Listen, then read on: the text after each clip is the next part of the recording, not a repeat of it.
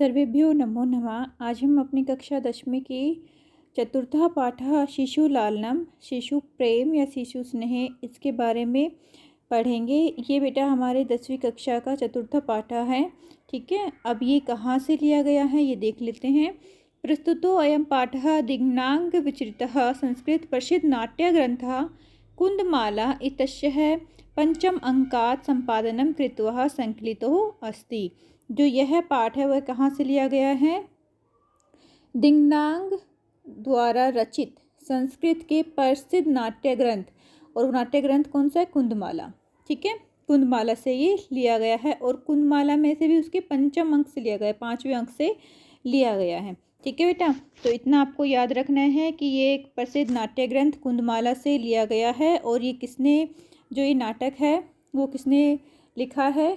दिङ्नाङ्ग। ठीक है, दिङ्नाङ्ग जी हैं, उनके द्वारा लिखा गया है, उन्होंने ये संपादित किया है।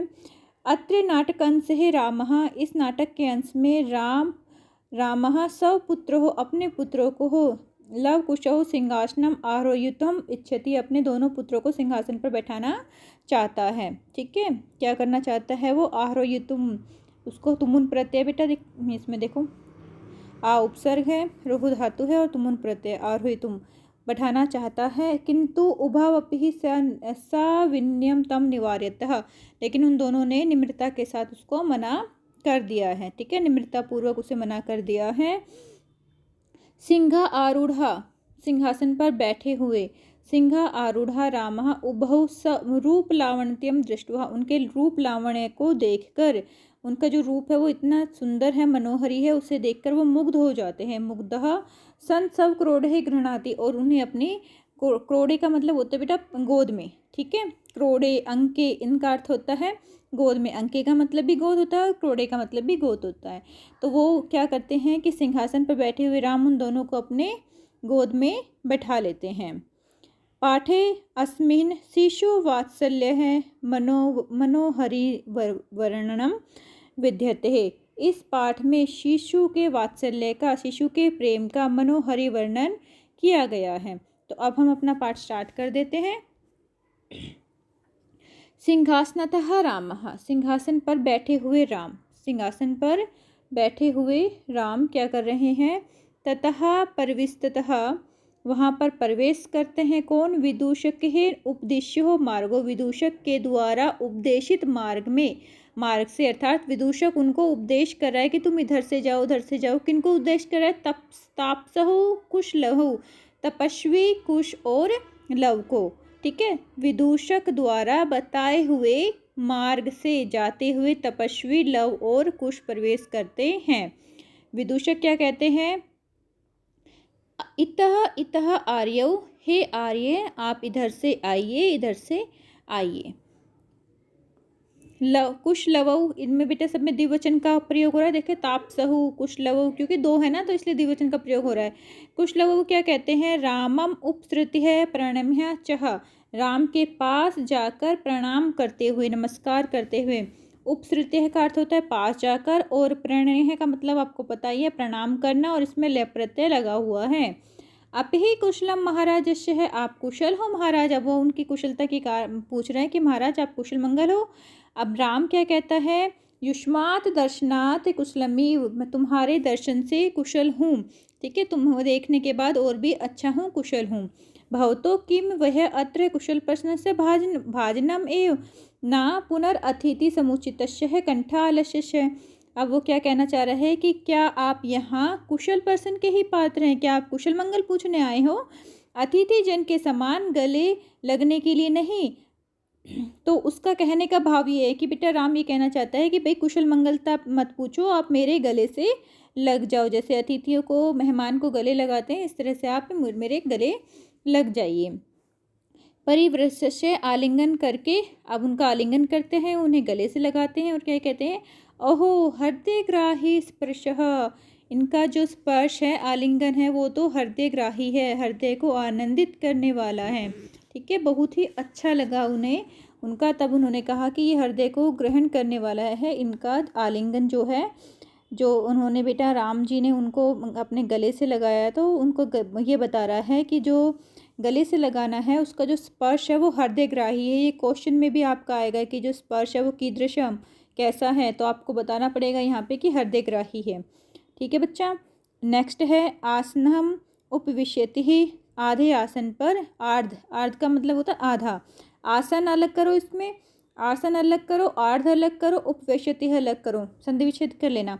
आसन आर्ध उपवेशति ही, तो आधे आसन पर बैठते हैं। कौन बैठते हैं? श्री राम बैठते हैं। अब श्री राम जब आधे आसन पर बैठ गए हैं तब वो क्या कह रहे हैं? उभऊ, उन दोनों से कह रहे हैं, राजसनम खेल खलव खल वेतत, खलुधन एतत हो जाएगा इसका संधि विच्छेद, खल वेतत न युक्तिम साधेतुम। ठीक है, कि निश्चय ही यह राजा का आसन है। उन बच्चों से कहते हैं कि आओ आप भी आधे सिंहासन पर, राजा बैठ जाते हैं और आधे सिंहासन पर बच्चों को बैठने के लिए बोलते हैं, और कुछ को बैठने के लिए बोलते हैं। तो वो दोनों क्या कहते हैं? राजासनम खलवेतत न युक्तिम साधितुम, यह तो राजा का सिंहासन है, यहाँ पर बैठना उचित नहीं है। ठीक है, न युक्तुम आच्छादनस्तुम, यहाँ बैठना ठीक नहीं है। अब राम क्या कह रहे हैं? सवैधानम न चरित्र लोपः, कि ये जो है चरित्र के लोप का वैधान ना हो, कि भाई जो सिंहासन है वो राजा के लिए ही बना हुआ है, इस चरित्र का लोप ना हो। तो इसका लोप ना हो उसके लिए वो क्या करते हैं? वो करते हैं तस्मात् अंकः, अपनी गोद में ही उनको बैठा लेते हैं। ठीक है, तस्मात् अंकः वैविध्य अध्यास्तः सिंहासनम, वैधितः अध्यास्तम सिंहासनम, की इसलिए गोदी में ही बैठिए, सिंहासन बाधित है, कि अगर उन्हें सिंहासन पर बैठना अच्छा नहीं लगता है तो वो मेरी गोदी में आकर बैठ जाइए। अंकम उपवेशति, और वो बच्चे क्या करते हैं? उसमें गोदी में बैठते हैं।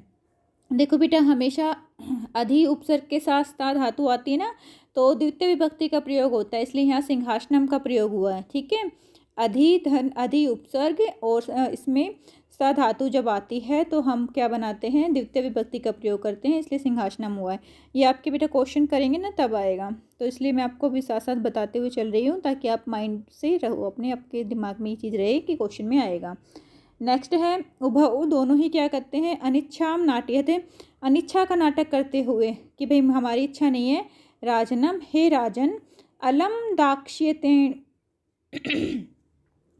अलम अति दाक्षिण्येन, कि अत्यधिक कुशलता ना करें। अलम अति दाक्षिण्यतः, अत्यधिक कुशलता न करें। यहाँ पे बेटा अलम के साथ हमेशा तृतीय विभक्ति का प्रयोग होता है, इसलिए यहाँ दाक्षियेण आया है। ठीक है, दाक्षियेण में तृतीय विभक्ति इसलिए ही आई है क्योंकि यहाँ पे अलम था, क्योंकि अलम के योग में हमेशा तृतीय विभक्ति का प्रयोग होता है। ये भी आपके क्वेश्चन में आएगा।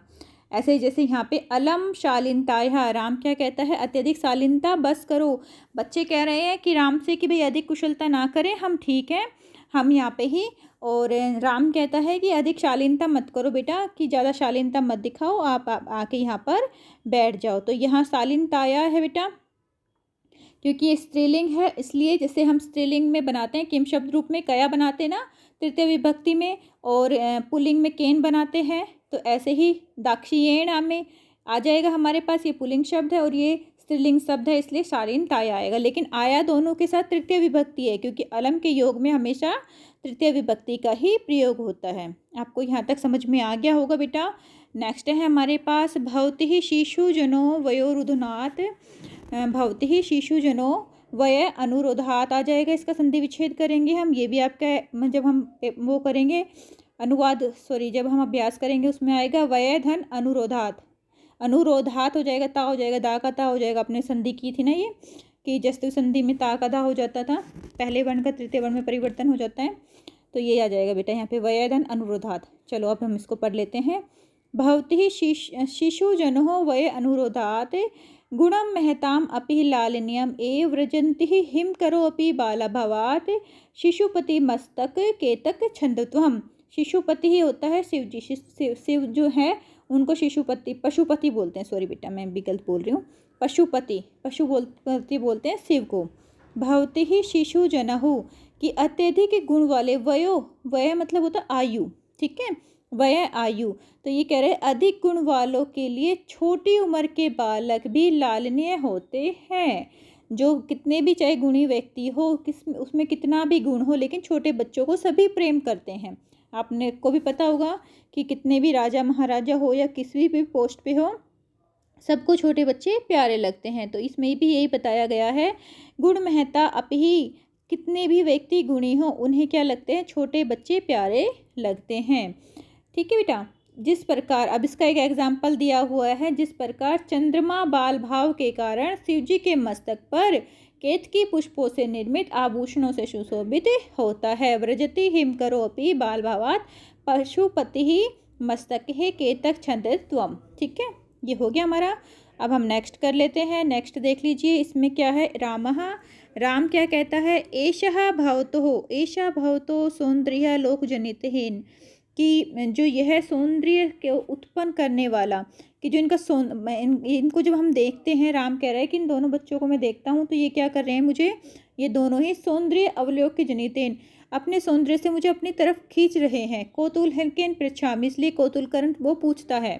ठीक है, कौतुल्य पूर्व को क्या पूछ रहा है, क्षत्रिय कुल हो, कि जो आपका कुल कौन सा है, क्षत्रिय कुल हो, पितामह हो सूर्य चंद्र हो, को वहा भवतो वंशस्तः कृतः, कि क्षत्रिय कुल के पितामह सूर्य अथवा चंद्रमा आपके वंश का कर्ता कौन है। कौतुलता के कारण वो पूछ रहे हैं कि मुझे बताइए कि आपका कौन सा वंश है, सूर्यवंशी हो आप या चंद्रवंशी हो। तो लव क्या कहता है, भवान सहस्त्र दधिति, हम सूर्यवंशी हैं। सहस्त्र का मतलब हजारों होता है, दधिति का मतलब होता है किरणें, जिसकी हजारों किरणें हो वो हमारा सूर्य होता है। तो सहस्त्र दधिति यहाँ पर आंसर आएगा। आपके पास क्वेश्चन भी पूछा जाएगा, ठीक है, कि कौन से कुल से पूछा था राम ने, तो आप बताओगे आंसर में सहस्त्र दधिति, कि उनका जो कुल है वो कौन सा है, सहस्त्र दधिति है, सूर्यवंशी है वो।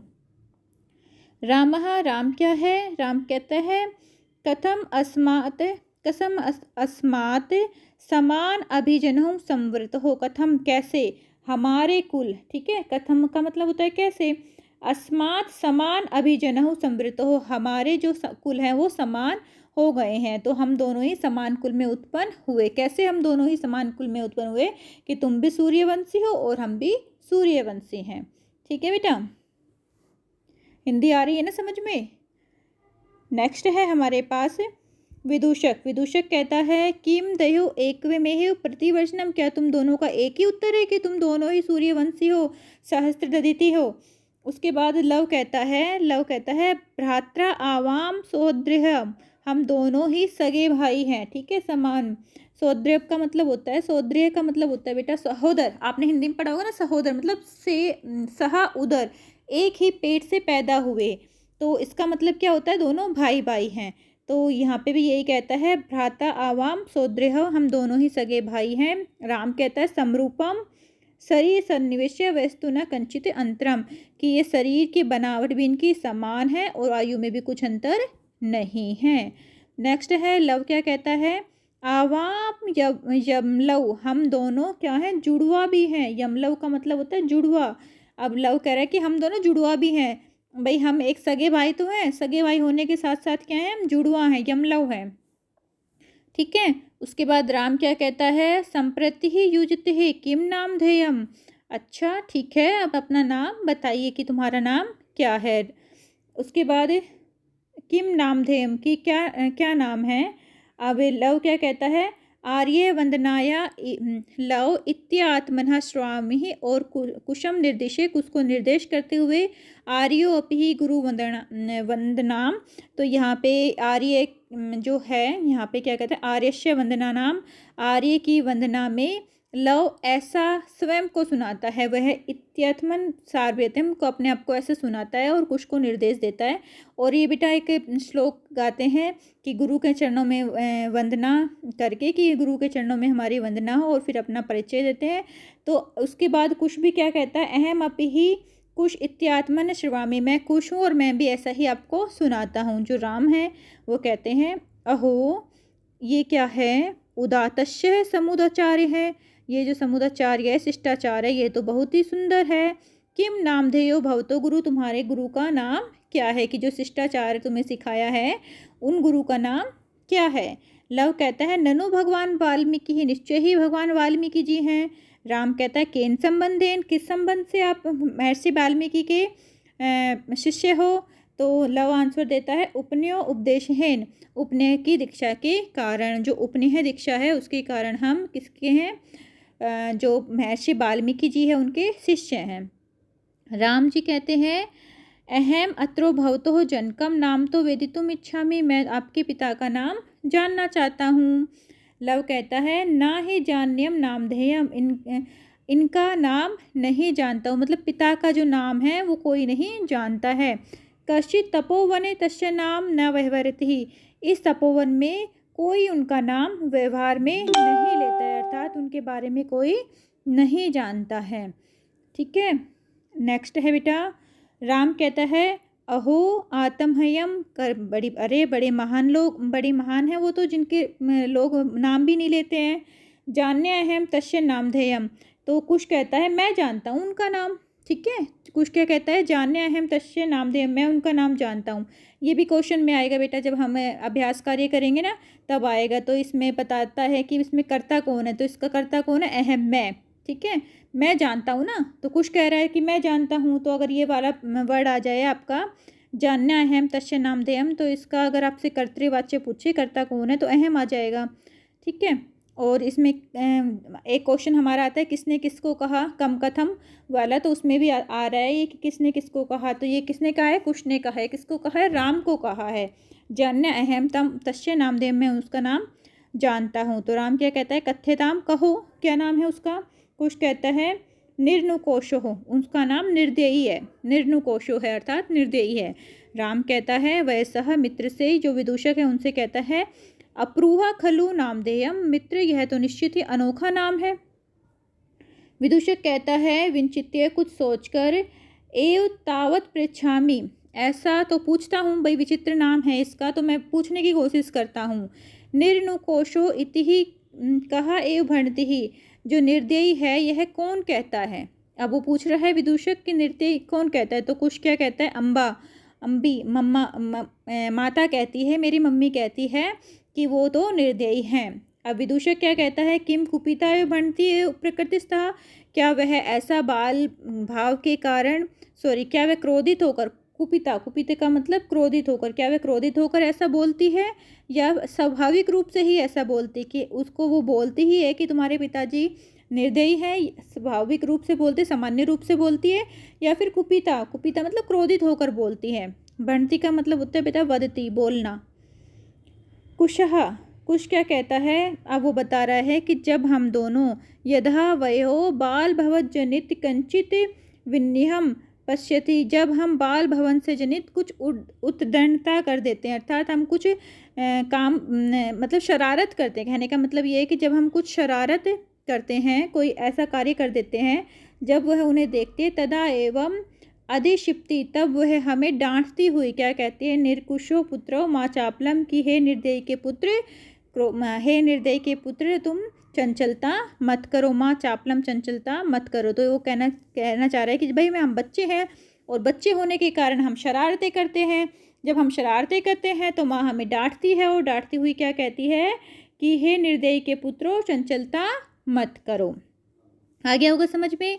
विदूषक क्या कहता है, विदूषक कहता है एतिहो, यदि ऐसी बात है तो पितुर निर्कुश हो, इनके जो पिता को निर्कुश, इसकी मम्मी कह रही है, इनकी माता इनके पिता को निर्दयी कह रही है, तो इसका कुछ ना कुछ तो कारण है। तो वो क्या बताता है, वो कहता है नामधेयम, अगर वो इस प्रकार का नाम ले रही है, एतिहो जननी, तो इनकी जो माता है, तीन या तो क्या है, तेन अपमानिता, या तो उसको अपमानित किया गया है, निर्वासिता, या फिर उसको निकाल दिया गया है, एतेन वचनेन, और इसी कारण से द्वार को निर्वर्तिष्यति, और अपने वो बच्चों को क्या कर रही है, डांटती है, कि इनके पिता के द्वारा माता को या तो अपमानित करके अपमानित किया गया है, या फिर निकाला हुआ, इसलिए ही वह उनके वचनों को, ऐसे वचनों के द्वारा पुत्रों को डांटती हैं। ये विदूषक कहता है। जब विदूषक ने ये बात कही तो राम को भी याद आया कि भाई मैंने भी अपनी पत्नी को क्या किया हुआ है, छोड़ा हुआ है, मैंने भी उसको त्याग किया हुआ है। तो वो सब गतम अपने ही मन में ही करता है। राम क्या करता है, अपने अपने मन में क्या करता है,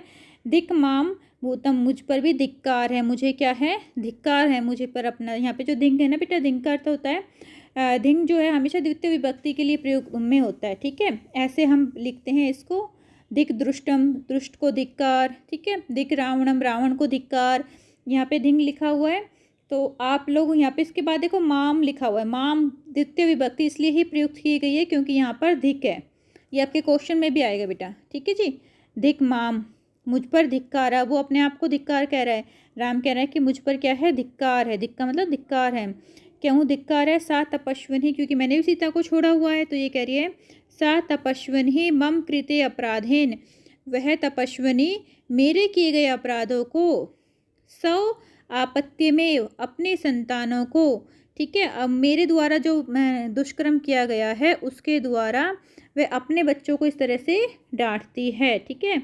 यहाँ पे थोड़ा सा छोटा दिख रहा है बेटा ये, मन्यु गर्भे रक्षति है निर्वेक्षति ही, कि वह इस प्रकार से अपने बच्चों को क्या करती है, डांटती है। और इस प्रकार वो सोचता है अपने मन में और उसकी आंखों में क्या आ जाते हैं, आंसू आ जाते हैं, आंखों से नेत्र में से आंसू आ जाते हैं। नेक्स्ट है राम है। राम क्या कहता है, अधि दीर्घ प्रवसो अयम दारुणः, यह जो है बहुत ही बड़ा हो गया है, अधिक कठोर और लंबा है। यह जो प्रवास है उनका बहुत ही कठोर और लंबा है। और विदूषकम अवलोक्य जानितंग, विदूषक को देखता है और उसको इशारे करता है, संकेत करता है, अर्थात पर्दे के पीछे बुलाता है। और कौतुलेन विष्टो मात्र नामन्यो, अब उसकी माता का नाम जानना चाहता है। कौतुलता के कारण क्या जानना चाहता है, उसने सोचा ना कि भाई मैंने भी ऐसा ही किया है, तो वो कह रहा है मात्र मन्यो नाम तो हो, कि उसकी माता का नाम वेदुतुम इच्छामि, मैं उसकी माता का नाम जानना चाहता हूँ। उसको इच्छा हुई है राम को कि भाई इनकी माता कौन है, मैं उसकी माता का नाम जानना चाहता हूँ। ना युक्तम, लेकिन ये ठीक नहीं है। चा शिस्त्रीम उपयुक्त उक्तहम विशेषः तपोवने तत्र को अभ्युतः, तो वो कह रहे हैं कि लेकिन ये ठीक नहीं है। क्या ठीक नहीं है? कि भाई हम किसी भी स्त्री के विषय में इस तरह से पूछताछ करें, वह उचित भी नहीं है, और विशेषकर उन स्त्रियों के बारे में जो तपोवन में रहती हैं। तो इसका क्या उपाय है? को अत्र उपायो, इसका क्या उपाय है? यहाँ पे संधि विच्छेद कर लेना बेटा।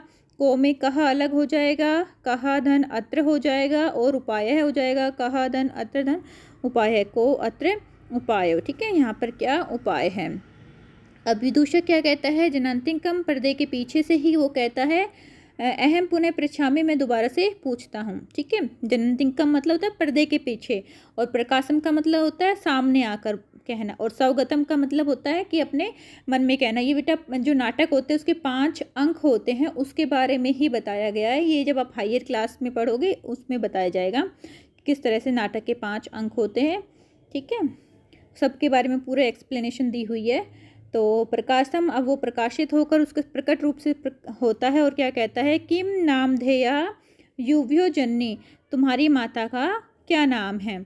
तो वो बच्चे बता रहे हैं, लव कह रहा है तस्या द्वे नामानि, उसके उनके 2 नाम है। कौन कौन से 2 नाम है? विदूषक कहता है कथमेव, कैसे कैसे 2 नाम कैसे हो गए उसके?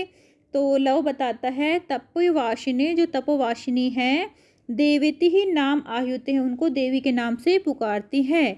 भगवान वाल्मीकि वधूरति, और जो वाल्मीकि जी हैं उनको वधु के नाम से पुकारते हैं, ठीक है। वाल्मीकि जी उनको किस नाम से पुकारते हैं? वधु के नाम से पुकारते हैं। और तपस्विनी लोग क्या पुकारते हैं? देवी के नाम से। जैसे बेटा पुत्र वधु नहीं बोलते हैं, जो ससुराल में जो बहू होती हैं उनको क्या बोलते हैं? पुत्र वधु बोलते हैं। तो इस तरह से ही वो सीता भी जो राम की पत्नी थी तो उनकी बहू लगी, तो इसलिए उसको वो वधु बोलते हैं। नेक्स्ट है रामः अपि चह इतस्तवहाद वयसस्य मुहूर्तमात्रम, अब राम उसको दोबारा से कहते हैं कि हे मित्र, क्षण भर के लिए इधर आओ।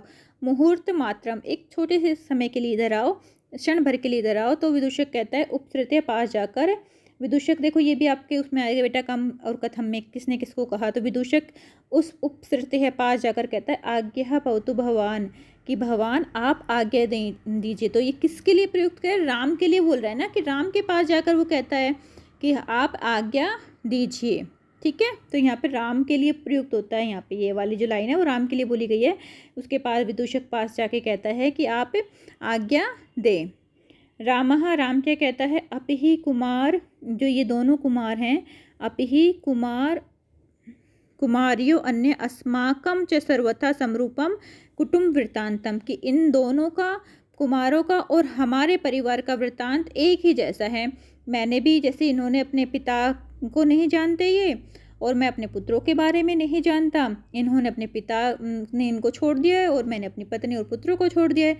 तो हम दोनों का जो वृतांत है वो एक ही जैसा है। नेपथ्य पर्दे के पीछे से क्या कहते हैं, इयति वेलः संजाता, इसका इतना समय हो गया है। रामायण गानस्य नियोग किमर्थम न विद्यते, रामायण का जो गान है वो क्यों नहीं किया जा रहा है, क्योंकि जो लव और कुश है वो क्या कर रहे हैं, रामायण का गान करते रहते हैं। ठीक है, अयोध्या नगरी में वो रामायण का गान करते हैं। तब उनको राम क्या करते हैं, अपने पास बुला लेते हैं, उनसे वार्तालाप करते हैं और ये सारी वार्तालाप होती है। फिर क्या अब इन पे बाद में कह रहे हैं कि ये इतना समय हो गया भाई, रामायण गान क्यों नहीं हो रहा है कि रामायण सुनाई जाए। उभव, अब दोनों ही क्या कहते हैं, राजन, हे राजन, उप अध्यवदूतो हो अस्मान त्वरितम, जो गुरु के द्वारा भेजा गया दूत है वो जल्दी कर रहा है। राम कहता है मया अपि ही सम्मान्या एवं मुनि योगः, मेरे लिए भी मुनि का जो कार्य है वो आदरणीय है। तो वो उनसे विदा लेते हैं। और अभी इसमें क्या कहते हैं, क्योंकि वो पहले राम बता रहा है कि मेरे लिए भी जो मुनि का कार्य है वो आदरणीय है। ठीक है, अब राम क्या कहते हैं, क्यों आदरणीय है मुनि का कार्य। यहाँ पे ये बहुत ही अच्छा है बेटा। भवंतो गायंतो कविरपि पुराणो वर्त निधिरहर गिराम संदर्भो अयम प्रथमम वर्तिणः वसुमतिः कथां चेयं सालघ्या सरसीरुहाभ्यं नित्यं पुनाति श्रोत्रारं यम्यति च सो अयम परिकरः। अब देखिए ये बहुत ही अच्छा श्लोक है आपके सामने। आप दोनों, भवंतहु गायंतु, आप दोनों के लिए क्या है, भवंतहु दोनों के लिए यूज हुआ है, द्विवचन है। गायंतहु आप दोनों क्या है, गाने वाले हैं। ठीक है, लव और कुश तुम दोनों क्या है, गाने वाले। और क्या गा रहे हो, कविरपि पुराणो वर्त निधि, कविरपि पुराणो वर्त निधि, तपोनिधि पुराण महर्षि वाल्मीकि कवि हैं। अब इन आपके कविरपि ही कौन है, कविरपि कौन है, महर्षि वाल्मीकि है। और वो क्या है, तपोनिधि है और पुराण को लिखने वाले हैं, तपस्वी हैं और पुराण को लिखने वाले हैं। तो उनके द्वारा जो लिखा गया है उनको आप गा रहे हो। और ये जो लिखा गई बात है वो क्या कर रही है, गिराम संदर्भे, आपकी वाणी के द्वारा, संदर्भो अयम। ठीक है, ग्राम होता है वाणी, आपकी वाणी के द्वारा प्रथम अवतीर्ण हो, पहली बार ही उतर रही है। कहाँ पर, वसुमतिम, धरती पर, कि धरती पर पहली बार ही अवतरित हो रही है आपकी वाणी के रूप में यह काव्य, कि तुम दोनों की वाणी के रूप में जो वाल्मीकि द्वारा कथित काव्य है वो क्या हो रहा है, अवतरित हो रहा है, अर्थात उतर रहा है। कथा चेयम सालंघ्यम, जो कथा, जो ये कथा है, च एयम, ठीक है, च एयम, यह सालंघनीय है, प्रशंसनीय है। और ये प्रशंसनीय कथा किसके लिए संबंधित है, अब ये बताया गया है। सरसी रूहु नाभ्यश्च, सरसी रूहु नाभ्यश्च नित्यम, जिसने अपने नाभि में, नाभ्यश्च मतलब नाभि में क्या है, जिसकी नाभि में क्या है, कमल का फूल है। और जिसकी नाभि में कमल का फूल है उसको क्या कहते हैं, भगवान विष्णु बोला जाता है। ठीक है, क्योंकि यह जो प्रशंसनीय काव्य है वो कमल नाभि विष्णु से संबंधित है। पुनाति श्रोतारम रम्यति ही चसो अयम परिकार है, और यह पारिवारिक जन निश्चय ही श्रोताओं के पवित्र और आनंदित करने वाला है। आ गया होगा बेटा समझ में। नेक्स्ट और लास्ट है हमारे पास ये, वैसह हे मित्र अपूर्वो अयम मानवानाम सरसत्व्यवहारः। तो वो कह रहे हैं कि जो सरस्वती जो है इनकी अवतार हैं, मानो ये इतने अपूर्व हैं कि सरस्वती के अवतार है, मनुष्य के रूप में वास्तव में सरस्वती यहाँ पर आ गई है। तद अहम सुहृत साधारणम श्रोतुम इच्छामि, तो मैं इसको क्या करना चाहता हूँ, अपने मित्रों और जनसाधारण को सुनाना चाहता हूँ। सन्निध्यताम सभासदः, सभासद समीप आ जाओ, मतलब सभी सभा के पास आ जाओ। अब सभी सभा के पास आने के बाद वो क्या कहता है, प्रेषिताम अस्माद आनंतिकम सौमित्र है, कि जो सौमित्र है अर्थात लक्ष्मण को मेरे पास भेज दो। प्रेषिताम का मतलब भेज दो। ठीक है, अस्मद आनंतिकम मतलब पास में, मेरे पास लक्ष्मण को भेज दो। तो सौमित्री आपको ध्यान रखना है, सौमित्री का क्या अर्थ होता है, लक्ष्मण, सुमित्रा पुत्र लक्ष्मण को मेरे पास भेज दो। इतना कहते हुए कि भाई ये तो सरस्वती के अवतार हैं और सभी लोगों को इसको सुनना चाहिए, जो ये काव्य सुना रहे हैं।